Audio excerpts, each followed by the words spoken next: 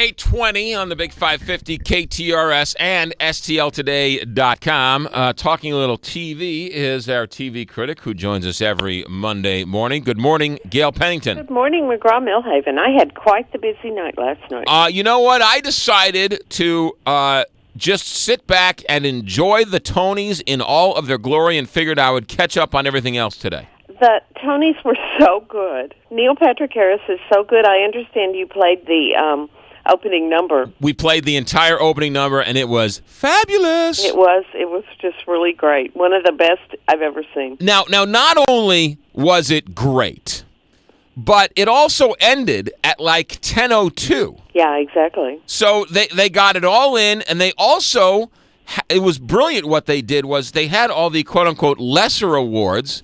They had those pieced in, and they gave a snippet of the one, and they gave a list of all of the nominees. So actually, everybody won last night. And they had the big musical numbers, which everyone loves. Right. But they also, from the nominated plays, they had pre-taped scenes, so you could see what it was all about. Right. Not only that, the Tonys have it right. Last night was about marketing Broadway to the country. And every year they do a great job of marketing what's available to, if you go to New York and you want to go see a play or a musical. Or if you want to see it when it comes to your local theater. Exactly, right, yeah. I mean, the Tonys have it down. The Oscars, imagine if the Oscars were this good, right? Everybody would be talking about it. But the Oscars and the Emmys are not about what you said. They're not about marketing the subject that they're dealing with.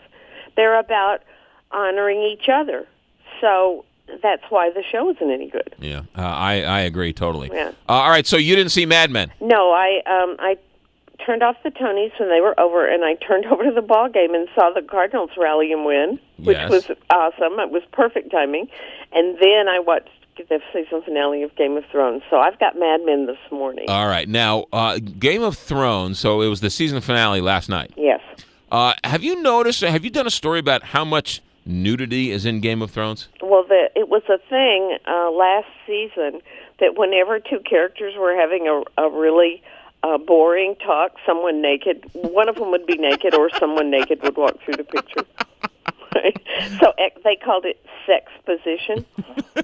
It's quite unbelievable how naked that whole show is. I don't think this season, and I don't want to disappoint you, but I don't think this season has been quite as naked. Really? Because remember, winter is coming. Well, I will tell you that our team here has done a little crack research on Game of Thrones, okay? Season totals for nudity on Game of Thrones. Male chests, 7. That's not even nudity, McGraw. It's the guy doesn't have a shirt on. I'm not sexist. One of the men who didn't have a shirt on was having his nipple cut off. All right, that's counted. Okay. Chests for females, 9. Uh-huh. Rear nudity for both, 7.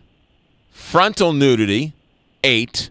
Total instances of nudity on Game of Thrones in 12 episodes? 13 episodes? 31. But you're multiplying that because some of the bare backsides in the frontal were the same shot. Are you questioning our research here at the show? I am. I'm skeptical of your accounting procedures. This has been fully vetted by the NSA. Okay, so this is government records as well. All right, let's. By the way, yes. I don't care.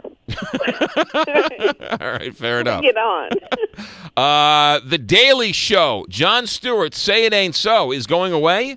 For 3 months, he's going to direct a movie, and John Oliver is filling in starting tonight, and I'm kind of excited about it. I love my Jon Stewart, but I also like John Oliver, and I'm interested to see how he's going to do it, because he kind of plays a character. Right. And you can't really do that and be the host. Colbert does. Yeah, but not on The Daily Show. That's what makes The Daily Show different from Colbert. Right. Is that Jon Stewart is playing himself. You look at the stars that Jon Stewart has created. Colbert, Olivia Munn, John Oliver. Mm-hmm. the guy who's now in the movie with Vince Vaughn and Owen Wilson. Well, he created Ed Helms and Steve Carell, too. Yeah. Also, there was somebody else there. So Jon Stewart is really, I mean, talk about All in the Family and all these spin-offs Jon Stewart has created. The casting of his correspondence on The Daily Show has been great, and it really has been a launching pad for a lot of these people. I mean, Steve Carell is probably the biggest star he created. Yeah, it's brilliant what Jon Stewart is doing, and the writers. The writers are great, which is why I hope that it will be just as funny with John Oliver. Yeah, but Jon Stewart's going off to direct a movie, though. To direct a movie. He talked about it last week on the show. It's about an Iranian author who got in trouble after The Daily Show visited him.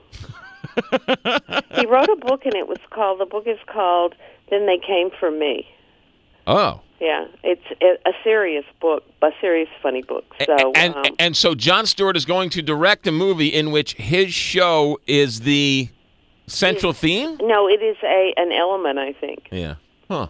All right. Yeah. But it's based on the book, which I would love to read, and I haven't. Yeah, so all right. I'm not sure what the details are. Anything else we should look at this week? New show premiering tonight called King and Maxwell on TNT. All right. If people like those, kind of lighthearted procedurals with a little romance, it's pretty good. It stars John Tenney and Rebecca Romaine, and they're private detectives. Mm-hmm. Yesterday I got caught in a Lifetime vortex, a Lifetime movie vortex. Were you watching Lifetime movies again? I was watching Strawberry Fields, Strawberry Summer, whatever it was. It was the Strawberry Festival. Yeah, with Diane Chambers from Cheers.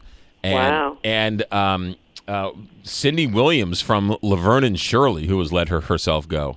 I was glued to the couch. That is so alarming to me. Could you call me next time this is going to happen, and I'll do an intervention? I needed something. I was like, oh, boy, notes from Dad next. Oh, I couldn't wait for that one either.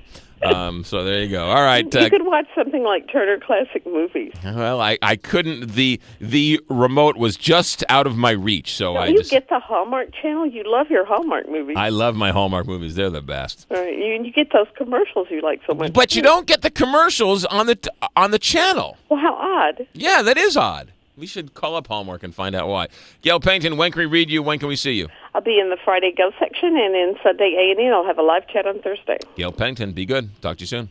Thanks. Gail Pennington, TV critic extraordinaire. You can see it all at stltoday.com, or you can read it all at stltoday.com.